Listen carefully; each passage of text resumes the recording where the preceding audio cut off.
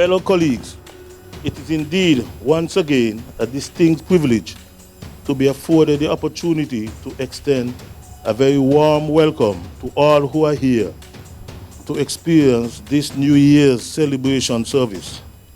The start of the new year, and indeed a new decade, is always an exciting moment. Every new year brings a time of reflection of what we have accomplished and for our goals we will be for what we are grateful.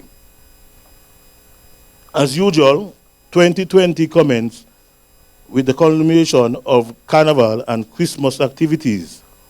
And for all reports, your professionalism and dedication were on full display. It is my pleasure to publicly applaud you for an outstanding job.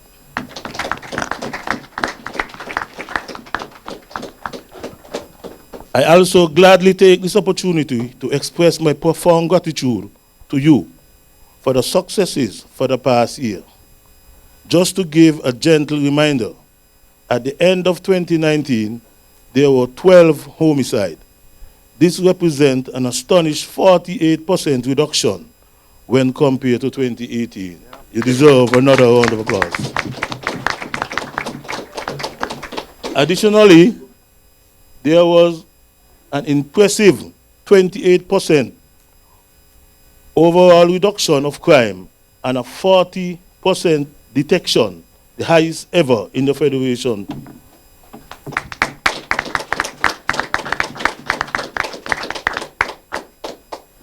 Furthermore, a record-breaking number of guns, 46, were removed from the street.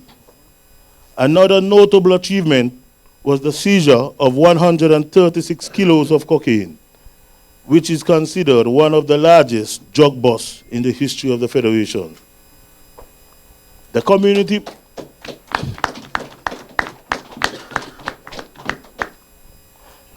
policing effort also produced significant fruits. We was no, sorry. We saw several departments trying to incorporate community engagement in a structured way. The contribution of our social partner to our efforts was also tremendous last year. Our mobile fleet was significantly upgraded with a donation of 12 new police cars, and we got our resources we need to begin the second phase of our CCTV program project.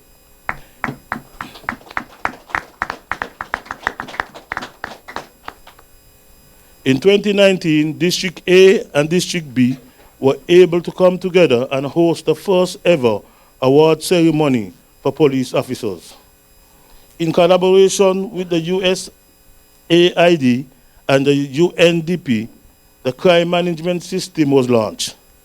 Additionally, in keeping with our One Caribbean mentality and our commitment to assist our brothers and sisters in the region, we were able to send officers to the Bahamas during the times of need following the passage of Hurricane Dorian, and also respond to Dominica's request for additional support during the country general election. I must also make special mention of our promotional activities this past year, which are just as important. We have seen tremendous growth on our social media platform. People are hearing more about us and what we are doing. In 2019, for the first time, our radio program, Policing with You, being aired on ZSZ television not once, but twice a week. I must express how pleased I am with the structure of the program. The wide variety of guests and topics, as well as the increased participation by callers. The feedback from Policing with You has been quite positive and has come from various levels.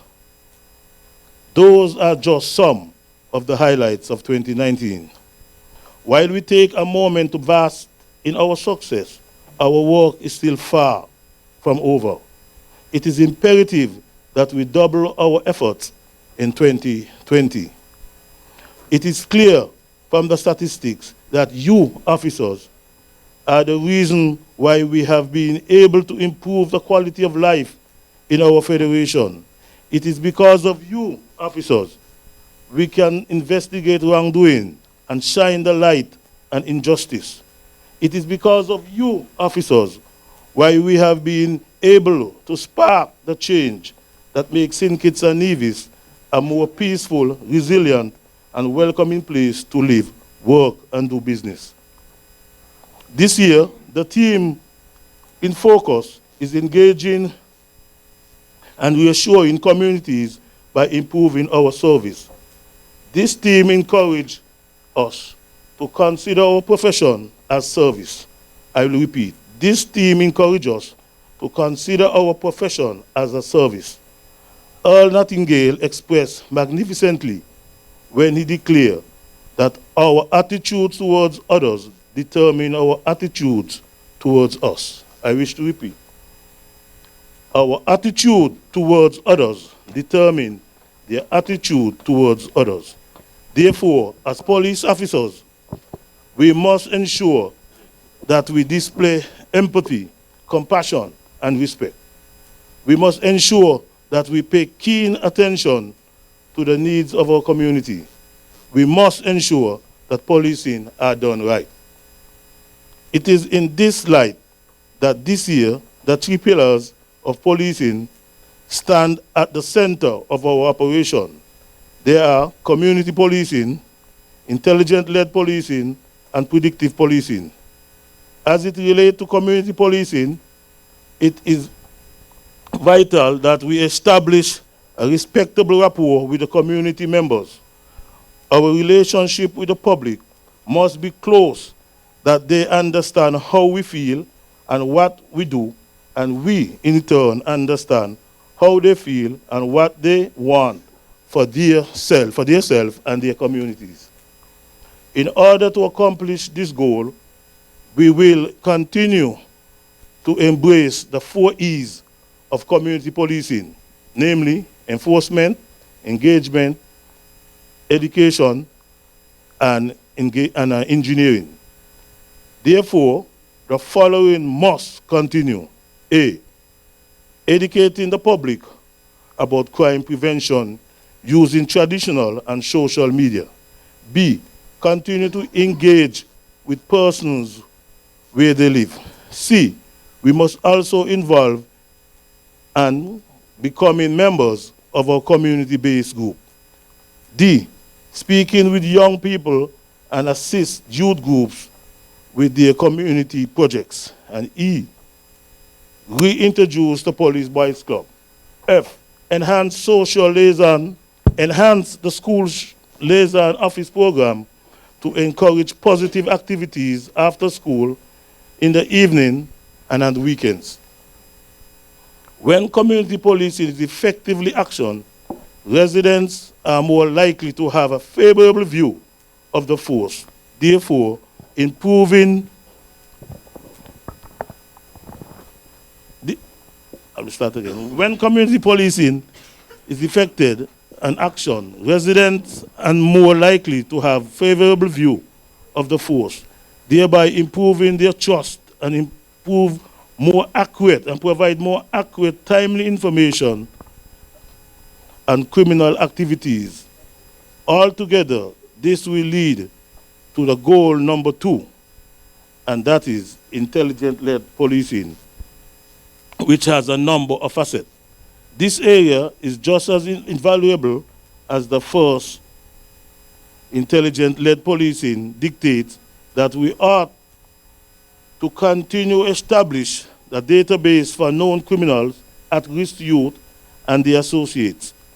It also emphasized the need to continue the CCTV project expansion surveillance program to include drones. Similarly, digital geographical mapping of the Federation is an essential ingredient to this goal and should be implemented. What is critical, however, is that using the current statistical data analysis to monitor changing trend and patterns so that we can adapt and suit. The two types of policing, when combined, will result in predictive policing. In our line of work, critical thinking, sound analytical skill, and the ability to think ahead are key ingredients to achieve our goals.